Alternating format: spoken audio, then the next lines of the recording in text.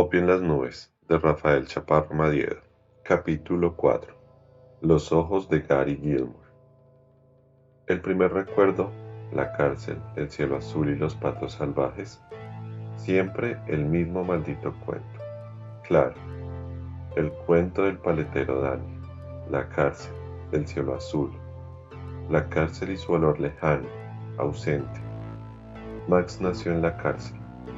Su madre había sido prisionera por haber matado a su marido.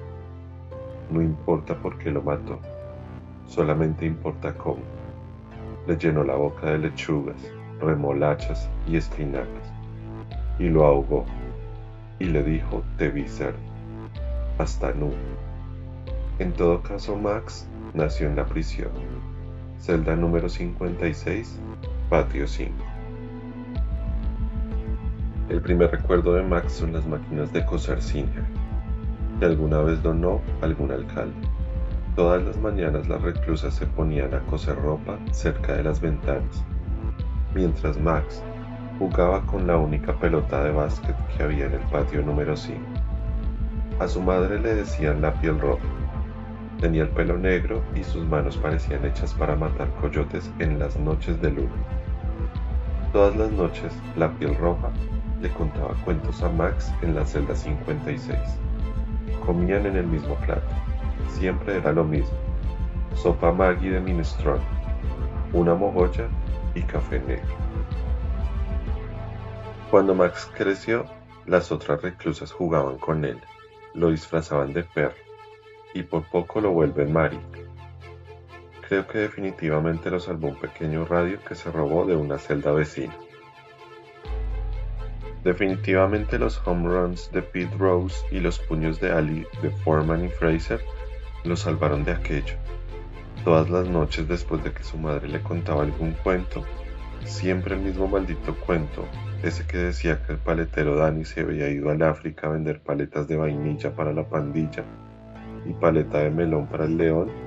Max se quedaba escuchando las peleas de boxeo, pero no tenía con quién hablar de Foreman porque su madre y las otras reclusas siempre estaban parloteando de corpiños, de ligueros, de la puntada francesa, de las agujas.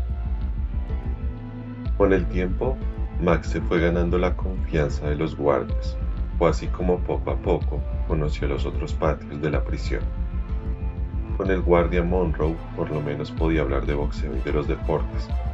Fue Monroe el que lo llevó a la celda número 90, donde estaba Gary Gilmore, condenado a la silla eléctrica.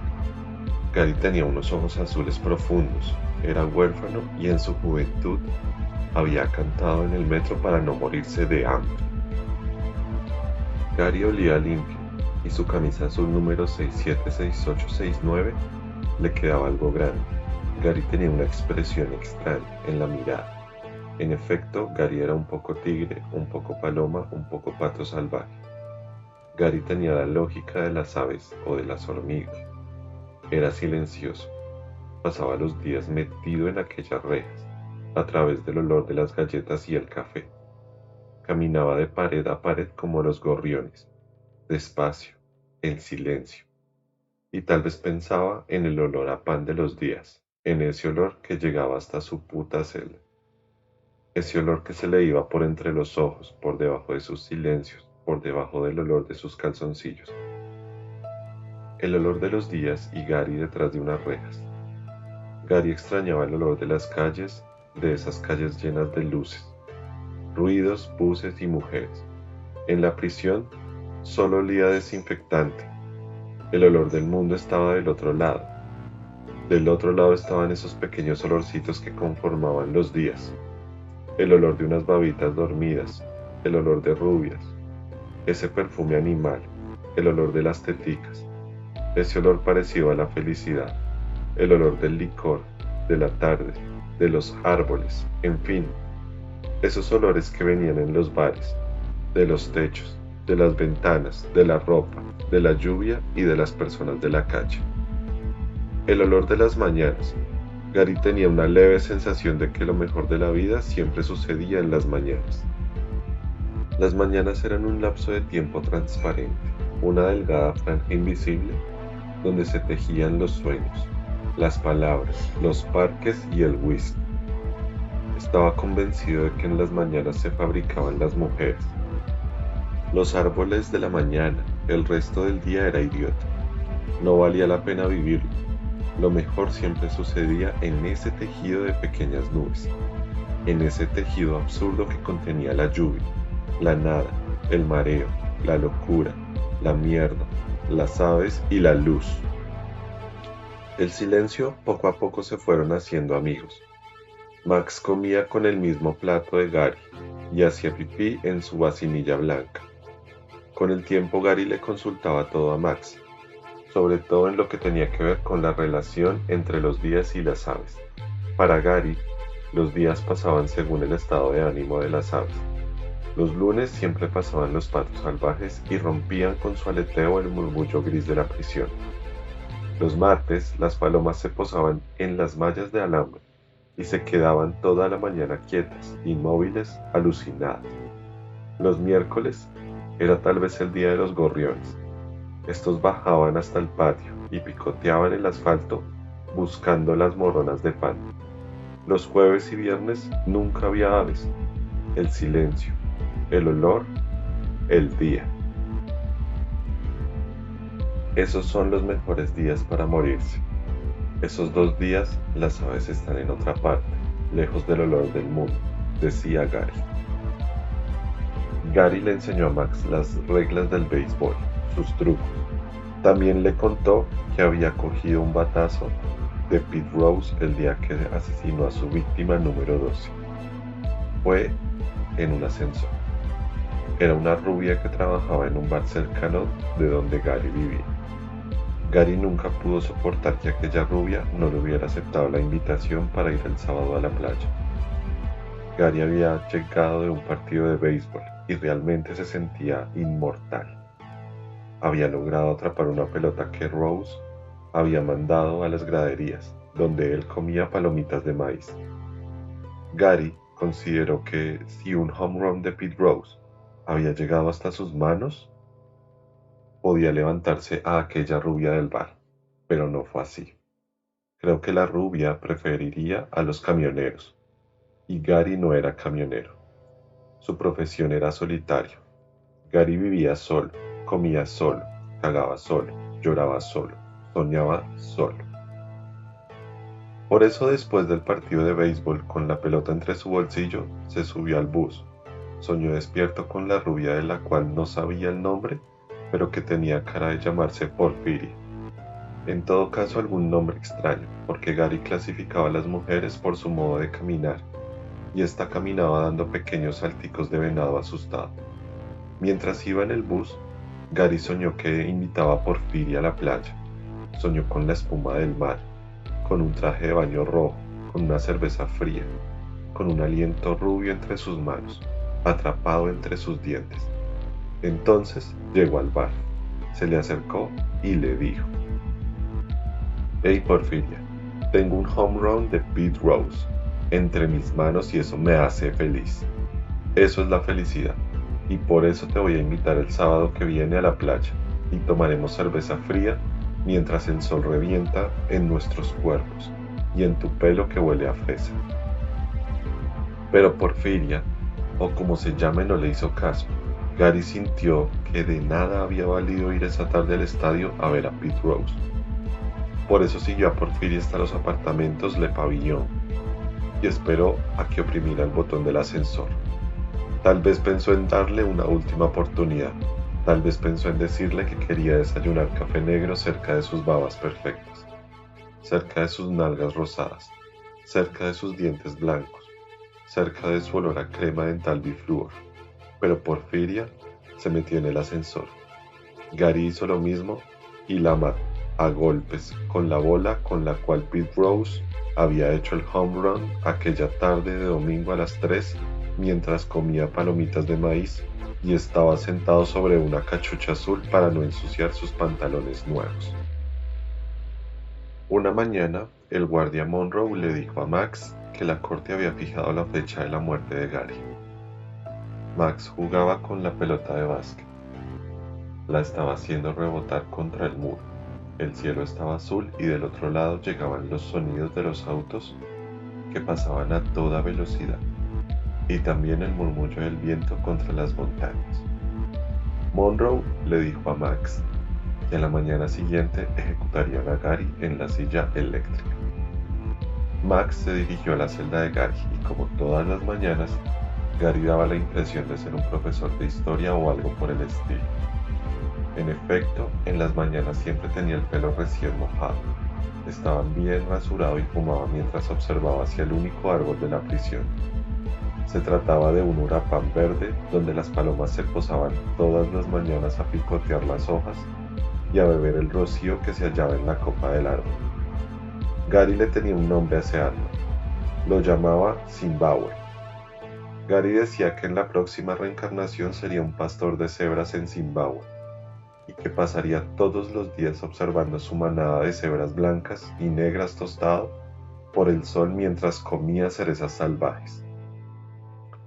Tal vez me llamaré Somewhere y mediré casi 2 metros y tendré una mujer de senos flacos y morenos que harán pan tostado en una hoguera cerca de la choza. Cuando Max llegó a la celda, Gary cantaba Get back, get back, get back, get back to where you belong, get back, go home, get back, get back. Gary le hizo jurar a Max que iba a cuidar de Zimbabue y que les daría de comer a las palomas.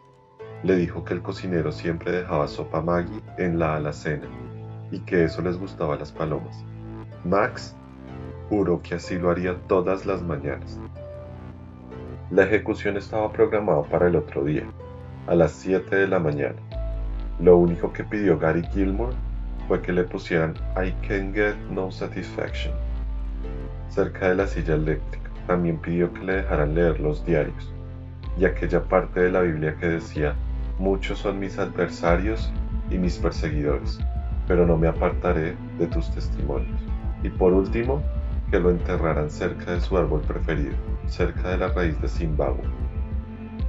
Ese día, Gary le hizo un regalo especial a Max. Debajo del colchón sacó una bola de béisbol, que olía a cama, a estadio lejano, a cerveza, a gritos, a gradería occidental. Gary le dijo que esa bola era el home run que había atrapado en el estadio, aquel lejano día en que mató a Porfiria, que todos los días debía hacerla rebotar contra algún muro de la prisión para recordarle a Dios que Gary Gilmore estaba en el infierno y que allí se sentía demasiado solo y que lo que realmente deseaba era ir a una pradera de Zimbabue, a ver sus cebras blancas y negras mientras se fumaba un tabaco en las tardes de verano. Todo ese día, Gary Gilmore le habló a Max de boxeo, de los salmos, de cómo se sentiría en la silla eléctrica.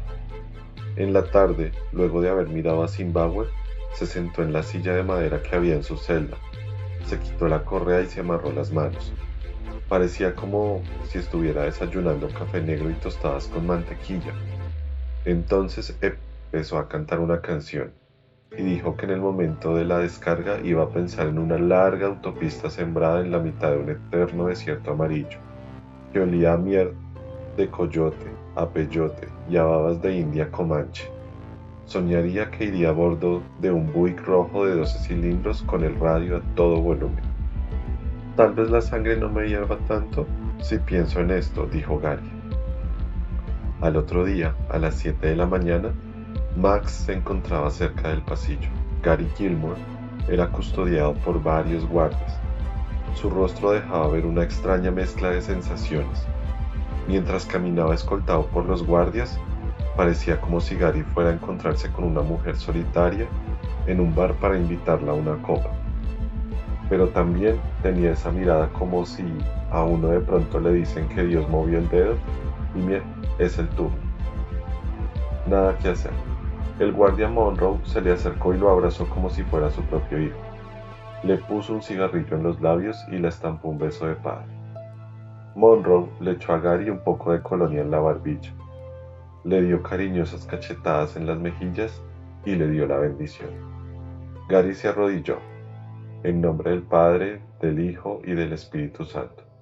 Gary no quiso recibir al sacerdote de la prisión, consideraba que el guardia Monroe estaba más cerca de él que el cura, que solamente se aparecía cada mes y daba la misa campal en el patio de la prisión, y luego desaparecía a bordo de su pequeño auto.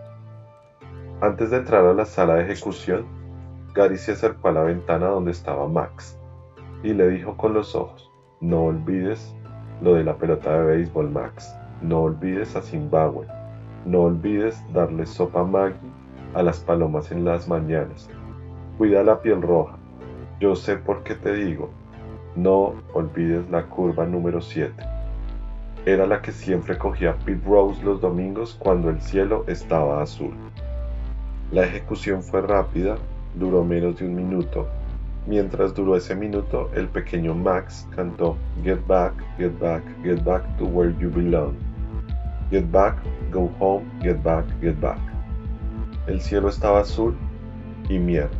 No había señales de Dios en las nubes. Mierda. El silencio estaba en otra parte. Las aves estaban en otra parte. El día, las nubes y el café se hallaban ausentes, lejanos. El silencio, la silla eléctrica, la luz, la electricidad, los sueños podridos, el silencio. Max lloró durante una semana, y en esos días se olvidó de ir hasta el Urapán a echarles sopa a las palomas. No obstante, después lo hizo religiosamente todos los días. También hizo rebotar la bola contra la pared de la prisión para recordarle a Dios que Gary Gilmore no debía estar en el infierno sino en Zimbabue cuidando un rebaño de cebras blancas y negras, mientras su mujer, de senos flacos y morenos, le preparaba el pan en la hoguera cerca de la choza. Oye, chico, el día de mañana tienes que hacer algo grande. Tienes que robar un tren o algo por el estilo. Eso fue lo que Gary le susurró a Max antes de entrar a la sala de ejecución. El sol inundaba los pasillos de la prisión. El patio número 5 olía a café recalentado. Era jueves o tal vez viernes, porque no había aves en los muros.